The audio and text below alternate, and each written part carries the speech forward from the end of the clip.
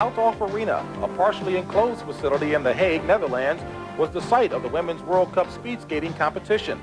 The overall World Cup standings for the 500 meters going into that final weekend of competition was a nip-and-tuck affair among the top 3 women, with American Bonnie Blair in excellent position to capture the World Cup title with a strong showing.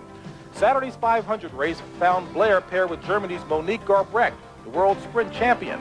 But Garbrecht had a stroke of bad luck as she fell on the last turn, leaving Blair alone to finish in a time of 41:19, good enough for second place in the event. But more importantly, Blair's finish set up a showdown in the second running of the 500, the final 500 of the season. Kyoko Shimazaki of Japan, the most impressive rookie on the women's speed skating circuit this season, and Seiko Hashimoto, one of the world's most versatile skaters, were all geared to turn in the best time possible. On the line was the World Cup title. Again, Blair was paired with Garbrecht. However, Garbrecht's misfortune on day 1 was Blair's misfortune on day 2, when just 12 seconds into the race, Blair's title hopes were dashed when she fell going into the first turn. Either I must have stepped on something, or I don't know, because my foot just gave away so fast that, I didn't even have time to react. I didn't have time to save it. And so I figure I either hit something or maybe I lost an edge on my skate. I'm not really sure. That left the title chase to Japan's 2 best sprinters, the 19-year-old Shimazaki and the veteran Hashimoto in the outside lane. Shimazaki, touted as Japan's best gold medal prospect in years, showed why as she comfortably bested her teammate with a time of 41:21 and became the youngest overall World Cup title holder in history, while Bonnie Blair had to settle for a 3rd place overall finish for the season. After the competition in The Hague, Bonnie Blair was quite candid with you, Leah, about the amount of work she's got to put in order to regain her form of 1988. Well, you know, James, from a competitor's standpoint, you always want to end the season on a winning note. But if we look at this objectively, Bonnie's not in the pressure seat now, and she'll be able to concentrate on her own strengths, and I think she can regain that positive mental attitude that she had in Calgary. It was pretty obvious the Japanese are really going to push her. They're knocking at the door, and I see a lot of talent there. But it's just like if we look at Gunda Kleeman from Germany. She's dominated the distance events for a couple of years now. That doesn't necessarily mean that she'll walk away with all of the titles at the Olympic Games, because the Olympic Games are like no other competition. Well, you ought to know that. Well, up next, the men's 500 meter from here in Inzell. We'll cover that when we come back after this. Back here in Inzell, Germany for the men's World Cup speed skating competition. We're set for the 500 meter race. The track is a 400 meter track, and the skaters will race around 1 1/4 laps. And here are the world, American, and track records for the 500.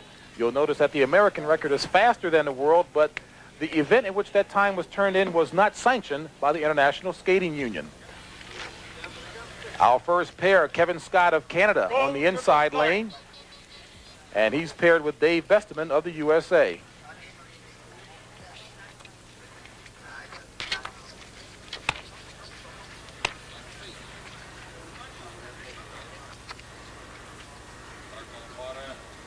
Ready. The 500 is an all-out sprint, but it's still very difficult to be one of the first pairs because you have no idea what the ice quality is capable of as far as the time is concerned. As they come out of the first turn, the skaters will now cross over. That's right, James. They'll cross over to equalize the distance that they're each skating. And David Besteman has a chance here to really pull ahead because he can see Kevin Scott ahead of him and chase him down. And here they come down the home stretch. And Dave Besteman of the USA turns in a good time of 37.30.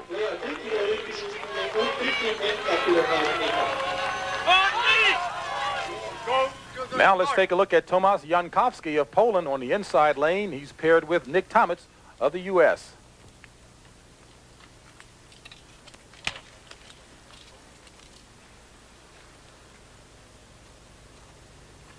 Ready. This is Nick's favorite event, and it's the one that he's had the most success with, but also the most disappointment. Tomitz has been struggling with a blood disorder the past couple of years, looking to get back to his form of 1987. And he hasn't been consistent, James. And at this point in the race, he wants to use that visual aid, seeing Jankowski in front of him, chasing him down, but staying in his composure, staying in his technique.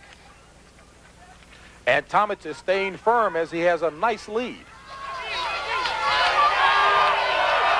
And Tomitz is going to hold the lead as he comes across the line with a time of 37:45. At this point, good enough for second place in the competition. Dan Jansen of the USA will have the inside lane. He comes into this competition saying he's in great shape. A little puzzled why he's only coming off of the World Sprints in 4th place overall. And he'll be paired with Andre Sobek of Germany on the outside lane.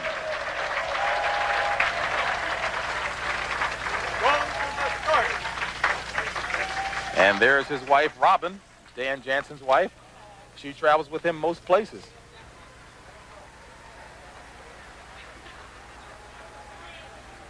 Ready.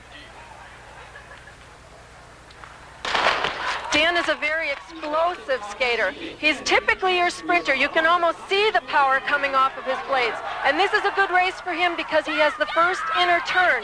He's afraid of skating that last inner where he has more speed built up.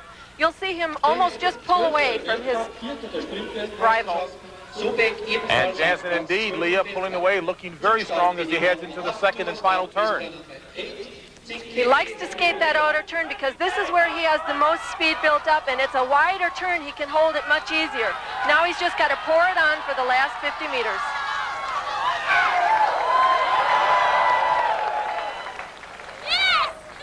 So Dan Jansen, with a time of 36:82, takes over first place.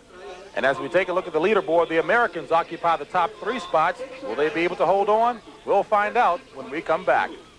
Americans, Jansen, Besterman, and Tomitz occupy the top 3 spots.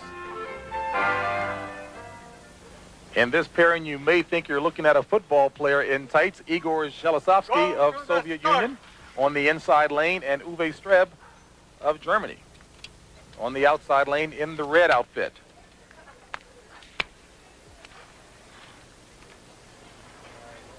Shelisovsky, that is, considered the most powerful skater on the circuit. Definitely powerful, James. But the 500 meter is almost too short of a sprint for Shelisovsky. You can expect him to kind of perform like a locomotive and just build speed the whole way and not really get up to his full speed until the crossover.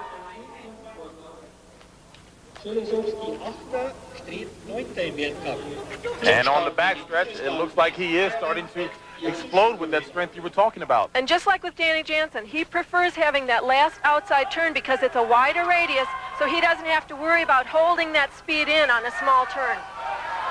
And he inches away, so Igor Shelisovsky of the Soviet Union, the veteran, turns in a time of 37:06 and 37:78 for Uwe Streb of Germany. And that time by Shelisovsky now puts him in second place behind Jansen. On the inside lane in the black outfit is Toshiyuki Kuroiwa, no relationship to Yasushi. And the outside lane from the Soviet Union, Andrei Bakvalov. Now the name Kuroiwa, a very common name, much like Smith and Brown in the U.S.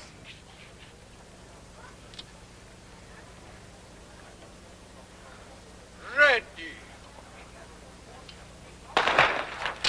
Bakvalov is one of your powerful and very consistent Soviet skaters.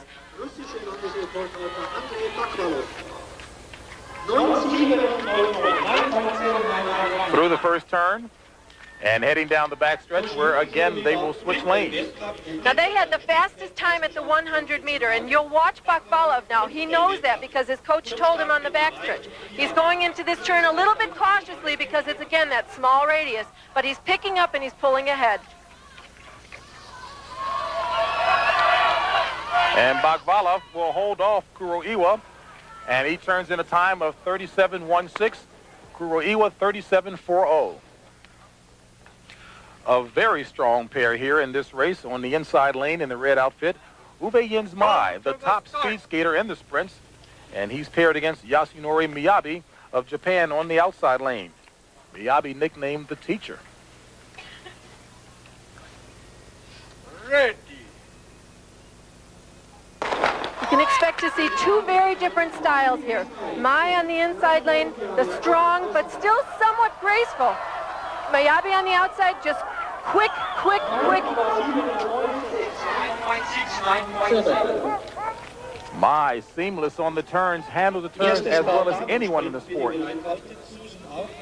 So apparent that Mai is the veteran here because he's smooth. Nothing seems to faze him. He looks like he's got it all together. But look at this. Miyabi's pulling ahead of him and having trouble with that last inner, that tight turn we talked about.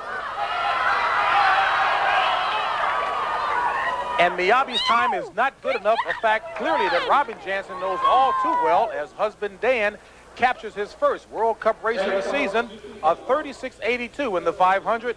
We caught up with Dan and talked with him about that victory.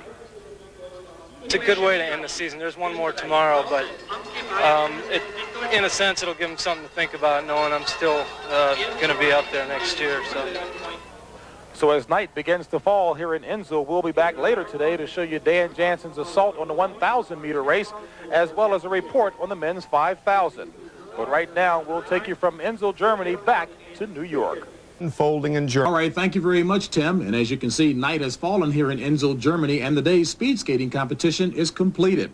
Earlier today, it was Dan Jansen upsetting Germany's Uwe Jens Mai in the 500. And hello again, everyone. I'm James Brown, along with Leah Polis Miller. And Leah, were you surprised by Dan Jansen's victory? Somewhat, James, but pleasantly so. I think Dan has finally showed everyone that he is capable of skating with the best. And fresh off of that impressive victory in the 500, Dan had 30 minutes to collect himself, hoping to do just as well in the 1,000. In the 1,000-meter race, all eyes were on American Dan Jansen, who had looked very impressive in winning the 500. Yasunori Miyabi set the pace in an earlier pairing as he turned in a time of 1:14.56, the time to beat. Up came Dan Jansen, who was paired with Yasushi Kuroiwa of Japan, the man he was paired with in the 88 games in Calgary when he fell in the 500. Jansen erased any thoughts of that disaster as he confidently skated well in the early lap. Jansen didn't let up as he summoned more strength to complement his technique and powered across the line in a time of 1:14.17, the fastest yet, pleasing his wife Robin. That put the burden squarely on the shoulders of the Soviet Union's Igor Shelazovsky, the strongest skater in the world in this event. Shelazovsky was chasing Jansen's time. The corners were no problem for the big Soviet, but his time was not fast enough as Shelazovsky finished in a time of 1:14.28, a fraction of a second slower than Jansen. The 1,000 was the best race I skated all year, and I don't know why. I had about 30 minutes rest between races. I was tired, and I just came out here and just relaxed, and that's how I have to skate thousands, very relaxed like that. I caught an outer on the last backstretch, almost a duplicate of the 88,000 in the games, but I held it, and my last lap was good, and I'm real happy, and it feels great going into next year skating like this at the end. So Dan Jansen completed the double here today, winning the 500 and 1,000, while Igor Shelazovsky of the Soviet Union finished second, and Japan's Yasunori Miyabi was third. So it was a confidence-boosting day of performances by Dan Jansen, but he wasn't the only shining star. Johan Olaf Koss of Norway, a two-time world champion, is a man whom many are comparing to five-time Olympic gold medal winner Eric Heiden. He looked the part in the 5,000-meter race today, turning in a time of 6:47.54, and that proved to be a world outdoor record.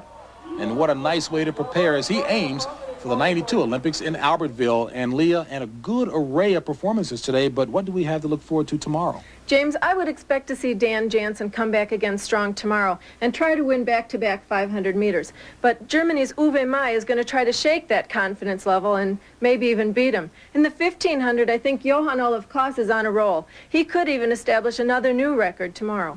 All right, so that wraps up day one of the competition of the Men's World Cup final here from the Ice Stadium in Inzell, Germany. And for Leah Polis Miller and all of us here at CBS Sports, I'm James Brown saying so long. We'll see you tomorrow. Of Inzell, Germany.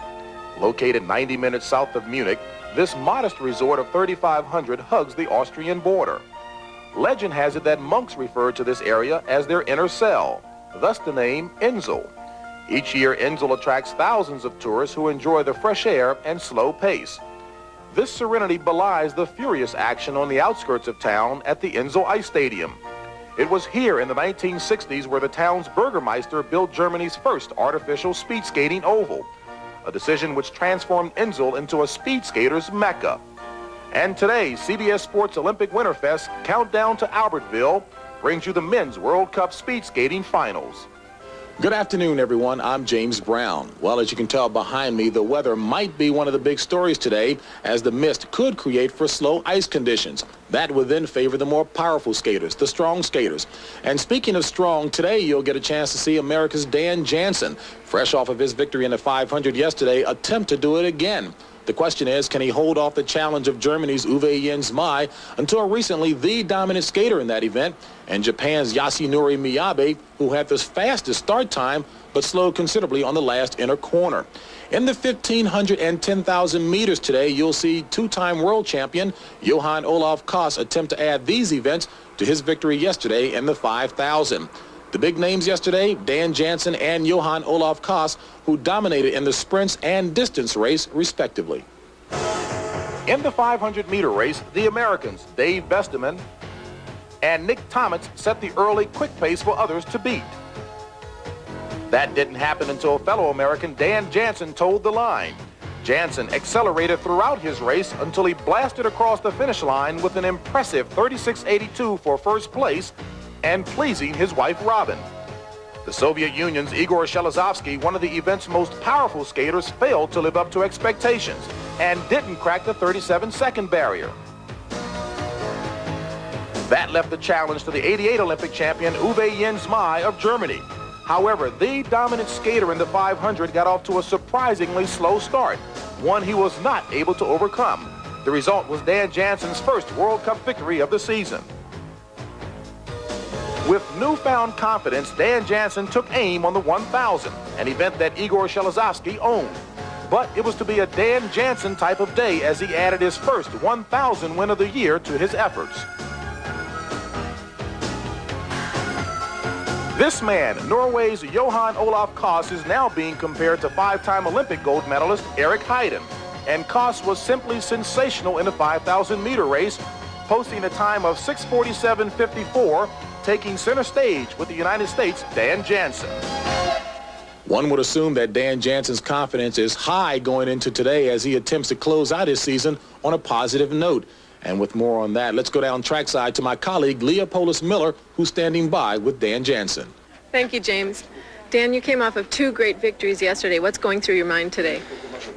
Basically just go out there and do the same thing I did yesterday. I had a lot of fun and was very relaxed out there, and I don't think it'll be as fast today because of the weather. A little mist makes the ice very slow, but hopefully I can go out and win again. That'd be nice.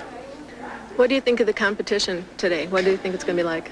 Well, they're always tough. You know, the same bunch of guys is always at the top. Uwe, of course, you know, a couple Japanese, Igor. So they'll be right up there. I got to skate a real good race to win again. Well, good luck to you, and thanks. James, back to you. All right, Leah, thank you very much. Up next, the men's 500-meter race as Dan Jansen attempts a two-day sweep in this event in the final World Cup competition of the season, as CBS Sports Olympic Winterfest Countdown to Albertville continues after this. And we're getting ready to run the final 500-meter race of the season. This competition is an all-out sprint 1 1/4 times around the 400-meter track. And as you take a look at the times, the American record is actually faster than the world, but it occurred in an event not sanctioned by the International Skating Union. Dan Jansen will be attempting to win his second 500-meter race in 2 days. Yesterday's victory was a definite confidence booster for this quiet young man who told our Leah Polis Miller that he prefers to let his skates do his talking.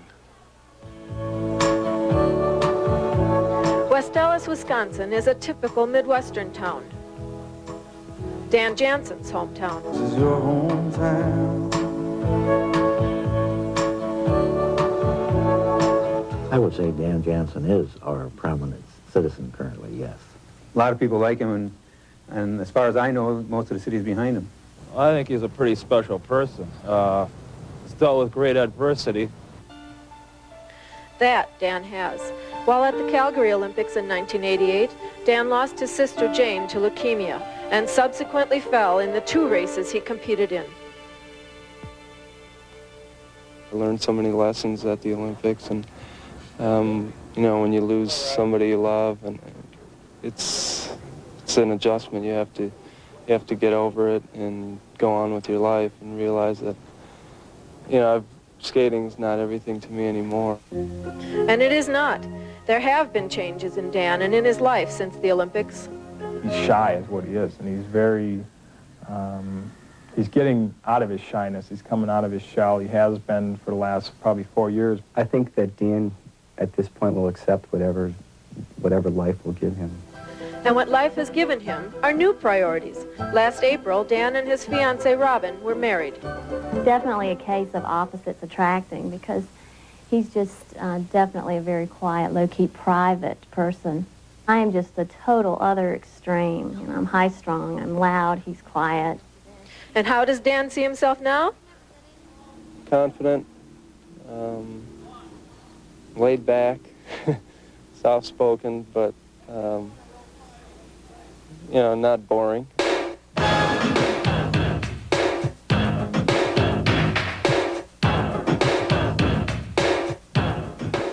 That low-key personality, though, can be deceiving.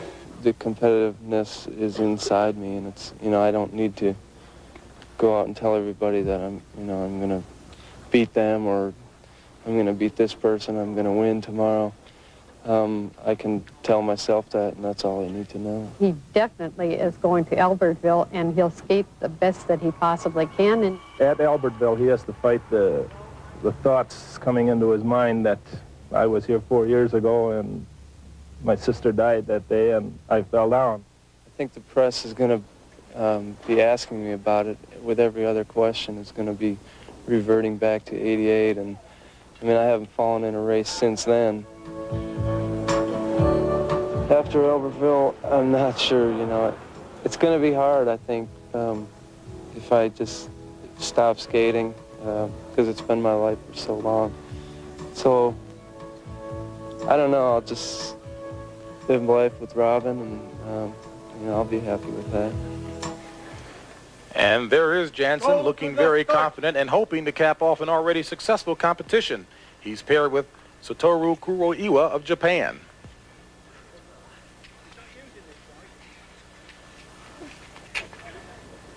Ready.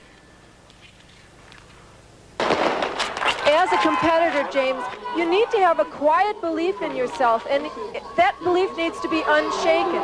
That's what Dan's talking about when he's talking about confidence. And the only way to prove your confidence is to put it to the ice. Well, his confidence is solid right now. Jansen feels he's right where he wants to be training-wise. Well, you can see him putting that power and just chewing up the ice. Kuroiwa wants to just draft off of Jansen's confidence level, but he's not going to be able to do it.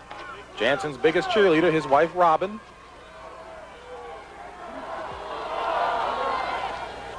And Jansen turns in the time to beat of 36.74.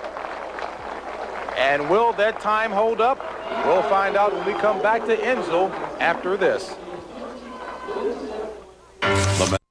Drop here in the Bavarian Alps in the southern part of Germany. As we prepare to watch in the 500, Yasushi Kuroiwa of Japan. And Kuroiwa will have a battle on his hands, taking on the strongest legs in the 500, those of Igor Shelazovsky of the Soviet Union, the four-time world sprint champion. And James, it's so important at the start to stand completely still, because the starter waits until you don't flinch or anything before he gives the command. Ready. As you look at these two skaters, it's very apparent that Kuroiwa on the inside track looks like a flyweight compared to Shelazovsky, who looks like a heavyweight. Shelazovsky supposedly hampered by a groin injury earlier in the season, but he started well. But you can expect Shelazovsky to power his way through with that brute force. And now he's coming to that dreaded last inner turn where he can't hold his big body into that small turn. And there he put his hand down to keep his balance. This is where he's strongest. And Shelazovsky takes it with a time that's 0.7 of a second behind Dan Jansen's. So Dan Jansen's time is still the one to beat, and we are seeing some fast times today, contrary to the belief that many skaters had coming into the afternoon. The misty weather conditions they thought would make for very slow ice conditions, but you can see along the warm-up lane, the ice is looking awfully good. And a lot of credit must go to that man right there, who's known by most speed skaters simply as the Icemeister. Meet Ernst Eitloot, the Icemeister of Inzell. If good ice is what you're looking for, the Icemeister's your man. For a competition, our day usually begins 3 or 4 hours before. First of all, the ice has to be shaved because it's uneven from the previous evening's frost, and it has to be sprayed with prepared water, which I start preparing in our boiler room. And this prepared water needs to be temperature controlled, because the temperature is so very important in the final outcome of the making of the ice. For the skaters, the ice is always nice. This is some of the best ice in the world all the time, especially when the weather's good. And then it's definitely one of the best. Even when the weather's bad, they're so good with what they do here, they can make the ice as good as it can possibly be on that day. Regardless of who is skating, the Icemeister always steers a course of smooth sailing. I always try to make good ice, no matter if it's for a German, Russian, or American skater. I take real pride in making good ice for any skater in the world. And you know, James, that's what makes this place a haven for speed skaters. Go to the start. And there have been no complaints by the skaters as we take a look at Andrei Bakfalov of the Soviet Union on the inside lane, and he's paired with Toshiyuki Kuroiwa of Japan.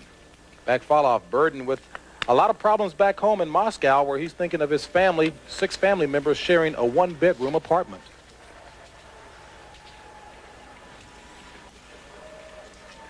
Ready. Bakfalov is a deceptively powerful skater, but he's pretty proportionate for a skater. I mean, he's tall, but he's not over-muscular. As opposed to Kuroiwa, who's very small, but tremendously efficient with the way he skates. Again, he has to compensate for that lack of strength necessarily by a high frequency, the quickness of his stride. Does Kuroiwa look efficient here? He looks very good, but it doesn't look like he's going to overtake Bakfalov.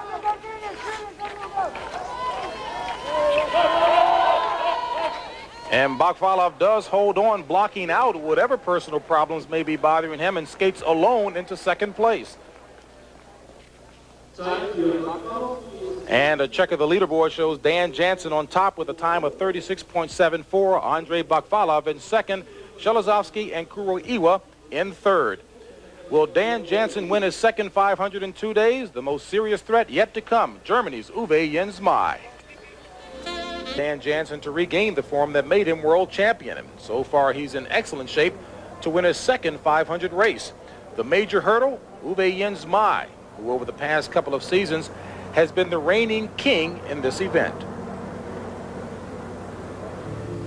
In the last 2 years, 1988 Olympic gold medalist Uwe Mai has had to overcome several obstacles, the first being staying on his feet. Last year in Norway, Mai fell in the World Sprint Championship event, and earlier this year suffered a concussion as a result of a fall in Japan. Facing problems both home and abroad, this native son of East Berlin sees difficulties surrounding the recent unification of Germany. Ja, sicher, in Ost gibt es mehr. Right now, there are more problems in East Germany than in West Germany. Everything is broken down in East Germany, and nothing is working properly yet. They haven't really started to build up East Germany. There are more problems now in East Germany than in West Germany. Being the best in the world is what Mai is driven to become, but he knows that hard work and determination will keep him amongst the world's elite. It's difficult to be at the top, but it's even more difficult to stay there. Mai's support group includes his wife Annette and 2-year-old daughter Carolina, whom he hopes will follow in his footsteps. Sie ist unwahrscheinlich, sie hat ein unwahrscheinliches Temperament. Carolina is also very temperamental, and she loves running around. She can't sit still for a minute. Maybe she will play sports later as well. So, with the backing of his family and his strong will to be the best, Mai's future is promising. I think if you know that you are good, then there's no problem. You just have to believe in yourself. I'm good, and I know I can win. And as Mai tries to better Dan Jansen's time, he has to contend with a quick opponent. That man there, Yasunori Miyabi of Japan. James, yesterday Miyabi had the fastest opener in the 500, but I think he got a little anxious, got a little bit up on his toes, and if it weren't for that mental toughness, he would have let it phase him. And that sets up the rematch today. Ready. Miyabi is an excellent and notoriously quick sprinter. He's also coming off of that impressive 500-meter yesterday, so he's got an added confidence, an added high. Mai, on the other hand, has had a long season and he's mentally tired, and you can see here, James, that he's just not as quick as he normally is.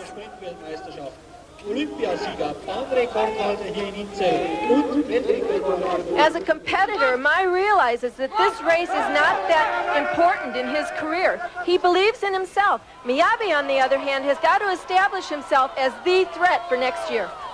Well, not only does Miyabi establish himself as a threat, but a new track record with a time of 36.49. He knows it and clearly shows it. And Dan Jansen, all he can do is recognize he saw a rocket that time as well.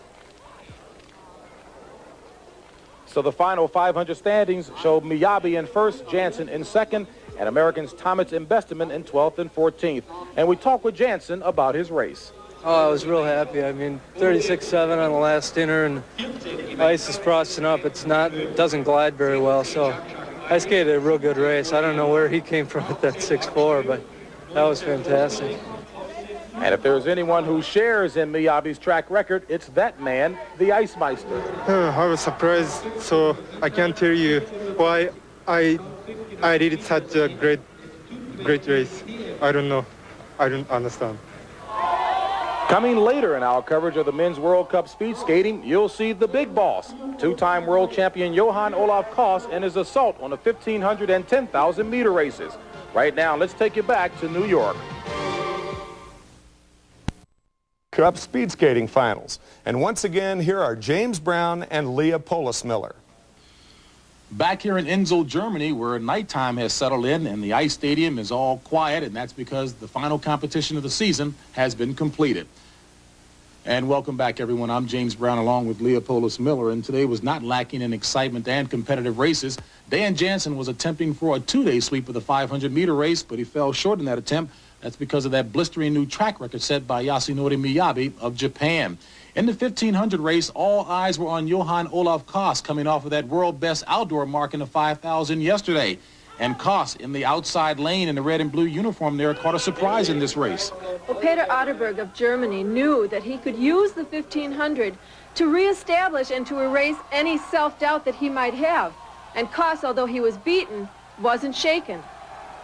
So Otterberg knocks off Koss in the 1,500. But indeed, Koss did not have much time to think about that loss in the 1,500. He had to refocus and prepare for the strenuous race, the 10,000 meter. The first major contender to race in the 10,000 was the Netherlands' Bart Veldkamp, paired with Poland's Jaromir Radke. Just 2 weeks ago, Veldkamp changed his technique by lengthening his strokes. It worked this afternoon as Veldkamp set an early fast pace. He held on for a new track record of 14:10.68 in this 6.2-mile race. But Veldkamp knew trouble was waiting in the form of Norway's Johan Olaf Koss. Emerging from the mist, Koss, a pre-med student, surged late in the race to dispose of the Netherlands' Leo Visser and to supplant Veldkamp. Koss's mark of 14.0925 lowered the track record and gave him a sweep of the long-distance events this weekend. So Koss wrapped up his season on a positive note.